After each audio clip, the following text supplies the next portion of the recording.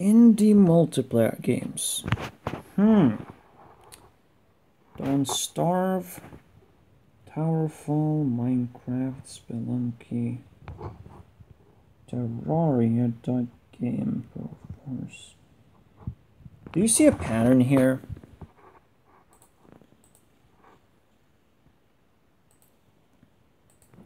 There is not a single multiplayer game.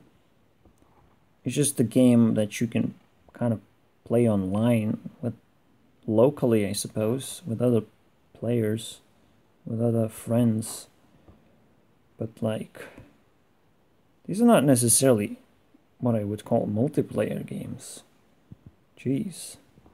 So I would guess indie doesn't go very well with multiplayer. Just saying. Okay. So should I believe in the project that Reynad is doing? He's trying to get funding for his game. He's not even going to get enough funding at this point. He has only 10 days left. So, and if he doesn't get there, he's still going to release a playable demo that plays locally. Pretty much like all those indie games, isn't it? So, but this is worse. This is a multiplayer game. All of these indie games, they are not multiplayer at all. They are mostly single player games. What does that mean? That means that this project is not going to be released. That it's going to be trash. It's a multiplayer trash. If it's only multiplayer, I don't know. I mean, maybe mobile market allows this stuff to happen, and it's good on that, in that universe, in the universe that I don't dare to explore because I just sit on my laptop the whole day and play Skyrim mostly and other card games. I mean, the only reason why I play Elder Scrolls Legends or Gwent is a little bit different. Gwent doesn't have any single player stuff, but the moment they released it, a little bit of that single player flavor on Gwent, I sucked that up real fast. I was like real excited. I was like Riparian discovering dungeon crawling Hearthstone. That was really exciting. Yeah. I don't know if you guys get the reference here. I watched Riparian instead of playing Hearthstone. Because he introduces things that happen in Hearthstone. So I can just watch his videos and be like, oh, that's interesting. Thank you, Riparian, for informing me about the latest updates of Hearthstone. I don't have to play Hearthstone anymore to actually experience stuff, because I would have to buy cards anyways, which is very tedious. The only reason why Gwent and Elder Scrolls Legends even exist, they are cheaper versions of the same. They are like ripoffs of Hearthstone. It's really that simple. They're like ripoffs, and it is sad that that Hearthstone is still gonna hold the title of multiplayer card game. I see game, but it's actually an engine, because you cannot call these things games in the first place. It's kind of disgrace for a game. Like it's an engine. It's some kind of gameplay mechanic that people can share with each other and play against each other. But like, it's really not a game. You're really not completing something, right?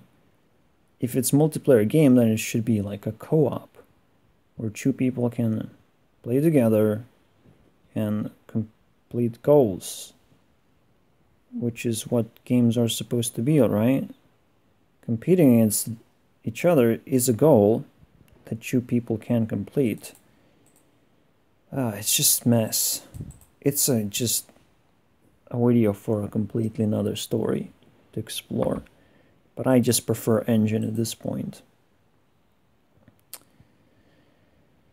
Anyways, so you cannot compete against this unless you're ripping off Hearthstone again. And this is somewhat what Bazaar is trying to do, is trying to give you a cheaper version of Hearthstone. Is like free. It's a totally free experience, but it's not going to be developed unless you give us money. So it's like, it's free, but I'm trying to rip off my own fan base to make it a free game. Yeah. That's not gonna work. Another reason why these games exist, the Gwent and Elder Scrolls Legends, they have their own funding. Okay? They got their own funding. It's simple as that. Also, the reason why Slay the Spire exists is because it's a single-player game. Yes. It's good enough. If you make a single-player game, it's good enough. And you don't have to make it complicated. You don't have to focus on it, on that aspect. You just make some kind of engine. Okay, deck building. Interesting. You make that, and then do some kind of tasks involved of deck building. You can even do ranking system if you want to feel competitive.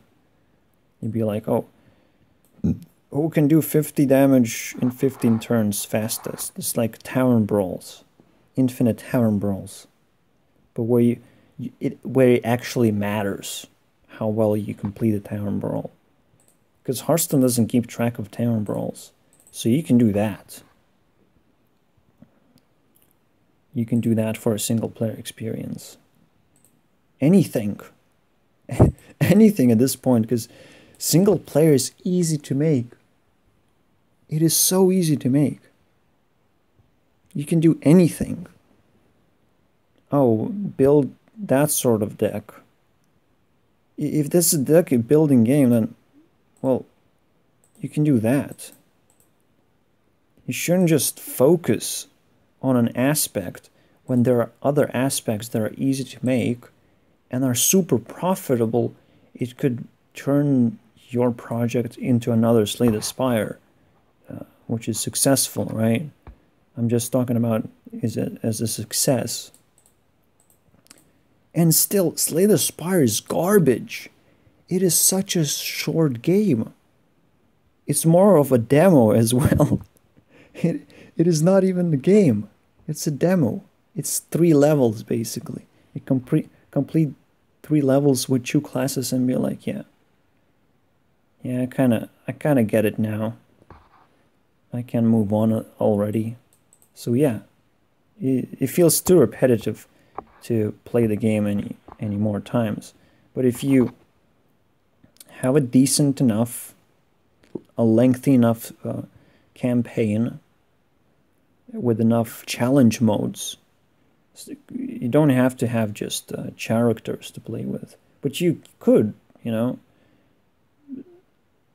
you could have different characters to be on different difficulty level to master. Let's say you have a very easy to master, where you're basically rolling a dice, and if you're lucky enough, you complete the game. And then it gets more skillful as you go and unlock new characters. That would be nice. Update for Slay the Spire. I actually haven't played the newest version. I'm not sure how it works out. Obviously, it captured a lot of audience by introducing a good concept, right? And with the promise like, oh, we're gonna update the game, we're gonna add more levels, add more challenge. But most of game developers just kind of don't really understand how to make a challenging game. It's just so sad. And most importantly, like, it's just stupid. Making just a multiplayer game is just absolutely stupid. And to make the pun worse, it is bizarre that someone would try to do that.